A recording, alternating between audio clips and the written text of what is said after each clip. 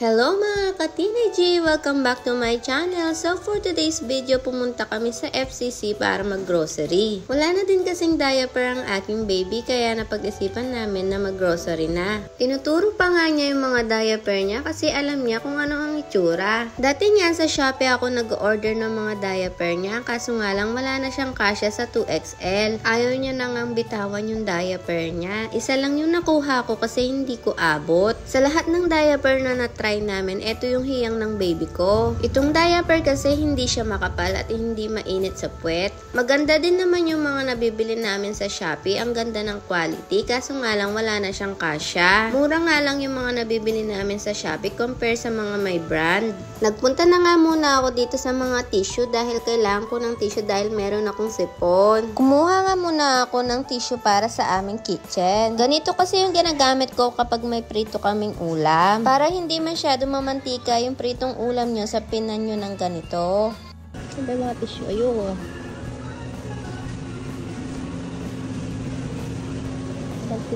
Naghanap nga ako yung mura lang dahil minsan ko lang naman gagamitin. Pinapalagay na nga ng baby ko dun sa lagayan dahil nahihirapan na siguro siya. Pabalik nga kami dun sa pinakauna dahil kukuha pa ako ng mga tissue.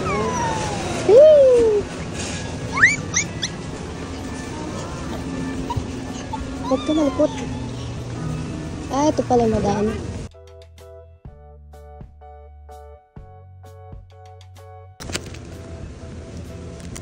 Price.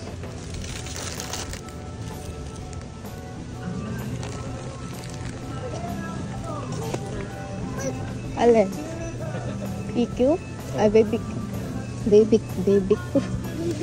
Oo, baby. Magay. May tinuturo yung asawa ko ng ibang brand ng diaper. Try daw namin yung mura. Sabi ko naman kaya kami naghagis dahil naglilik yung ibang brand ng diaper na na-try namin noon. Pumunta na rin kami dito sa kabila dahil wala kaming alcohol at baby oil. Maliit nga lang yung kinuha ko para pag umaalis kami madala ko. Pumili na rin ako ng mouthwash dito. Kailangan kasi namin yung mouthwash lalo na kapag umaalis.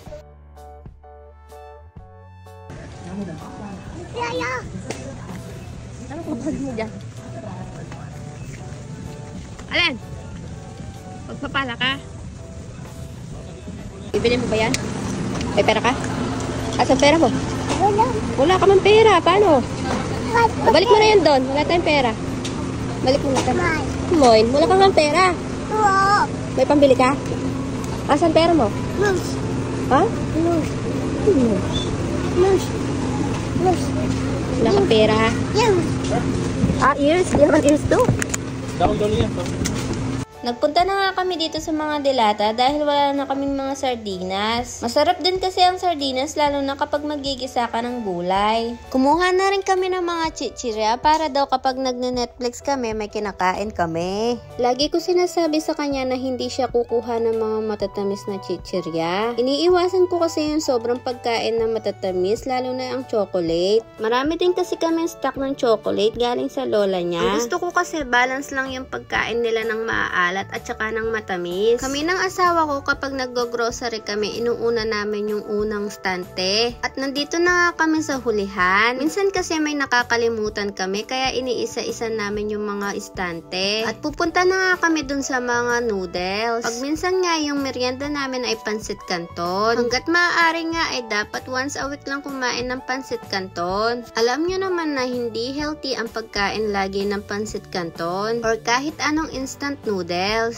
At pumunta na nga ako dito sa kabila para kumuha ng miswa. Ito kasi yung nilalagay ko kapag nagigisa ako ng patola. Nagkakamot na nga sa ulo yung aking baby, naiinip na siguro siya. Kumuha na rin pala ako ng breading mix at saka ng ginisa mix dito. At nagpunta na rin kami dito sa mga frozen foods. Kumuha nga lang ako ng siomay dahil yung mga nabibili sa labas ay hindi na katulad dati ng siomay na nabibili namin noon. At kumuha na rin ako ng butter kapag minsan kasi ang ulam namin ay hipon. Nakalimutan pa nga namin pumunta dito at muntik na makalimutan yung favorite ng asawa kong ketchup. Hello?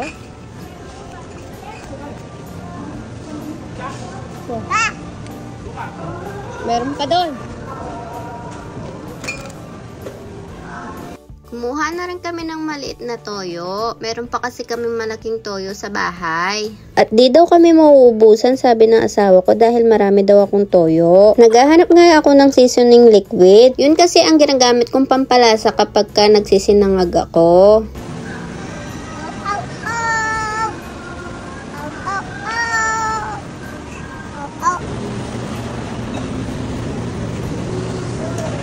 Likod mo. Papunta na nga kami sa counter, kaso nga lang mali yung dinaanan namin dahil napunta kami dito sa mga maraming candy.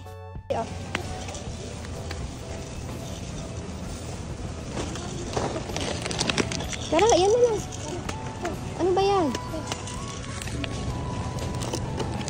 Ay, hindi. Iba na. Nagtagal nga kami sa section na yon dahil hindi niya alam kung anong pipiliin niya. Natatakot din kasi akong bumili ng candy, lalo na yung mga candy hindi kilala yung brand. Bago nga namin binigay sa kanya ay tinikman ko muna yan. Andito na nga kami sa counter at magbabayad na. Kaso nga lang yung baby ko ay bumalik na naman dito. Hindi ko na nga siya pinayagan bilhin yung mga hinahawakan niya. Buti na nga lang at hindi siya nagwawala sa mga gusto niyang ipabili. At nung palabas na nga kami ay sumakay na siya dito sa cart. Nagpapaalam pa nga siya, akala ko kung kanino. Doon pala sa malaking electric fan. Bumili pala ako ng separate na tinapay at ng palaman dahil ibibigay ko doon sa matanda sa labas. May nagtitindang matanda kasi doon sa labas ng mangga. Kaso nga lang nung paglabas namin ay wala na siya. Sana sa susunod na grocery namin ay maabutan ko siya. Mahulog, hawak. Oo, hawak. Hawak.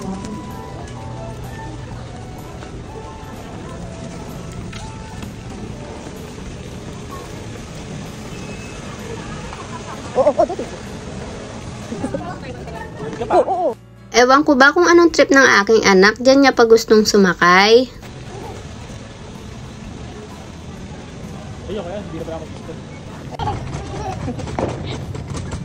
Oo.